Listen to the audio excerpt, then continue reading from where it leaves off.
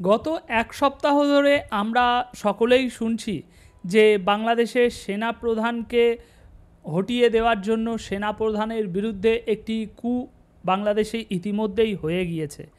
কিন্তু দর্শক, এখন একটি চাঞ্চল্যকর খবর উঠে আসছে যে বাংলাদেশের সেনাপ্রধান এই যে মরতে মরতে বেঁচে গিয়েছে, মানে তার বিরুদ্ধে তার সেনাবাহিনীর ভিতরে একটা গভীর চক্রান্ত হয়েছে অন্য আরেকজন সেনা কর্মকর্তা দ্বারা, এবং সেই চক্রান্তের হাত থেকে বাংলাদেশের সেনাপ্রধান বলতে পারেন বেঁচে ফিরে এসেছে।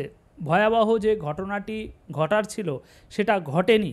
কিন্তু কেন ঘটেনি, কাদের সাহায্যে জেনারেল ওয়াকারুজ্জামান প্রায় বেঁচে গিয়েছে, তারই একটি চাঞ্চল্যকর খবর প্রকাশ করেছে আজ ভারতের একটি গণমাধ্যম।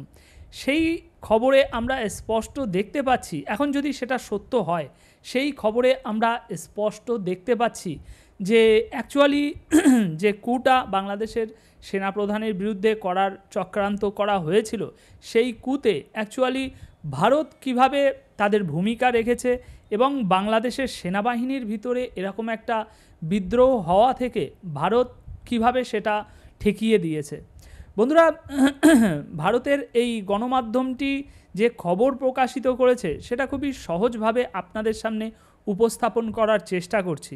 এতেই আপনারা বুঝতে পেরে যাবেন যে অ্যাকচুয়ালি এই যে চক্রান্তটা হয়েছিল সেখানে ভারতের কি ভূমিকা ছিল।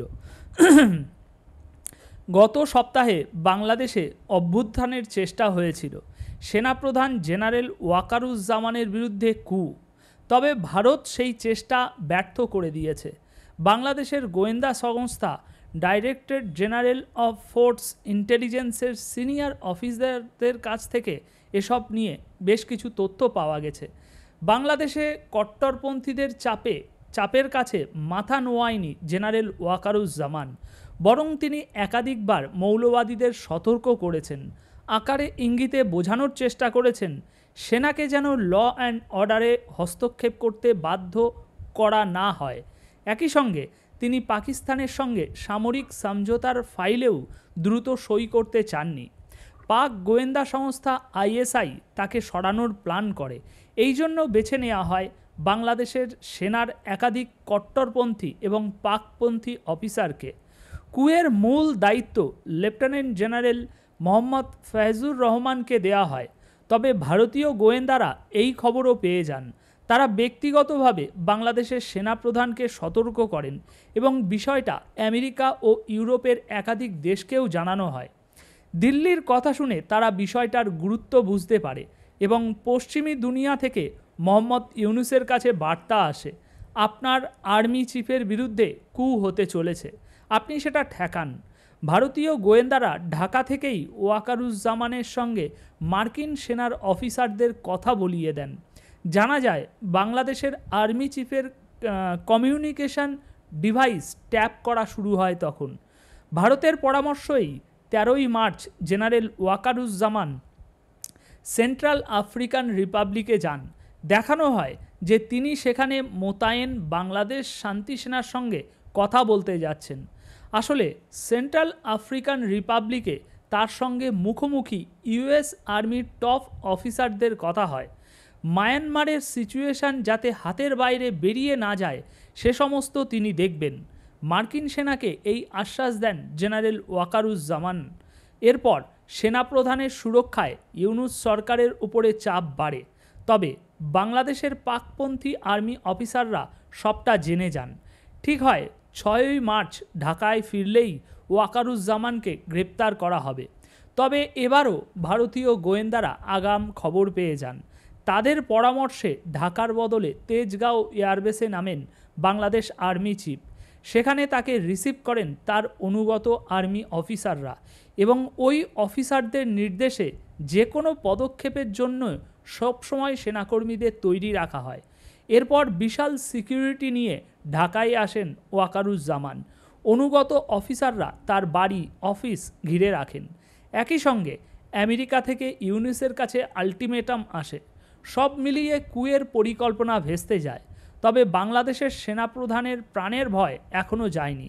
আগামী দিনে কি হয় সেটা একটু খুব বড় ব্যাপার, এমনটাই দাবি করা হচ্ছে ভারতের এই গণমাধ্যমে। এখন এই প্রতিবেদনের মূল বিষয়বস্তু যদি আপনাদেরকে আরও একটু সংক্ষেপে আরও একটু স্পষ্ট করে বলতে হয়, তাহলে দেখুন মূল বিষয়বস্তুটি হচ্ছে বাংলাদেশের সামরিক অভ্যুত্থান বা একটা কু চেষ্টা হয়েছে, ঘটানোর চেষ্টা হয়েছে, যার মূল পরিকল্পনাকারী ছিল পাকিস্তানি গোয়েন্দা সংস্থা আইএসআই, এবং এতে বাংলাদেশ সেনাবাহিনীর কিছু কট্টরপন্থী ও পাকিস্তানপন্থী অফিসার জড়িত ছিল। সেনাপ্রধান জেনারেল ওয়াকারুজ্জামানকে ক্ষমতা থেকে সরানোর পরিকল্পনাও করা হয়েছিল, কারণ তিনি মৌলবাদী গোষ্ঠীর চাপে নতি স্বীকার করেননি এবং পাকিস্তানের সঙ্গে সামরিক চুক্তিতে স্বাক্ষর করতে রাজি হননি। আর এই ষড়যন্ত্রের মূল দায়িত্বে ছিলেন লেফটেন্যান্ট জেনারেল মোহাম্মদ ফৈজুর রহমান। কিন্তু ভারতীয় গোয়েন্দারা এই তথ্য আগেভাগেই জানতে পারে এবং ওয়াকারুজ্জামানকে সতর্ক করে। এরপর বিষয়টি আমেরিকা ও ইউরোপের বিভিন্ন দেশকেও জানানো হয়, যা আন্তর্জাতিক পর্যায়ে ব্যাপক গুরুত্ব পায়। ওয়াকারুজ্জামানের বিরুদ্ধে কু বাস্তবায়নের জন্য 6ই মার্চ ঢাকায় ফেরার পরই তাকে গ্রেপ্তারের পরিকল্পনা করা হয়। তবে ভারতীয় গোয়েন্দাদের পরামর্শে তিনি ঢাকায় সরাসরি না ফিরে তেজগাঁও এয়ারবেসে অবতরণ করেন, যেখানে তার অনুগত সেনা কর্মকর্তারা তাকে নিরাপত্তা দেন। এরপর তারা তার বাড়ি অফিস কঠোর নিরাপত্তা দেয় এবং আমেরিকা থেকেও বাংলাদেশ সরকারের কু ঠেকানোর জন্য চাপ দেওয়া হয় ইউনূস সরকারকে। ফলস্বরূপ কু প্রচেষ্টা ব্যর্থ হয়, তবে সেনাপ্রধান ওয়াকারুজ্জামানের নিরাপত্তা নিয়ে এখনও শঙ্কা রয়েছে। এই হচ্ছে মূল বিষয়বস্তু। তো দর্শক, এই বিষয়ে আপনাদের কি মতামত? যে এই গণমাধ্যমের এই প্রতিবেদনে যেমনটা দাবি করা হচ্ছে যে এই কুয়ের পিছনে ভারতের একটা সহযোগিতা ছিল জেনারেল ওয়াকারুজ্জামানকে বাঁচানোর জন্য, তার বিরুদ্ধে যে চক্রান্তটা হয়েছিল তাকে ক্ষমতাচ্যুত করার জন্য, সেটা ভারতের গোয়েন্দা সংস্থা যেভাবে তাকে ইনফরমেশান আগে থেকে দিয়েই এই জিনিসটা থেকে তাকে সরিয়ে এনেছে, বাঁচিয়ে দিয়েছে। এ বিষয়ে আপনাদের মতামত কি? অবশ্যই কমেন্ট বক্সে জানিয়ে যাবেন। ধন্যবাদ সকলকে।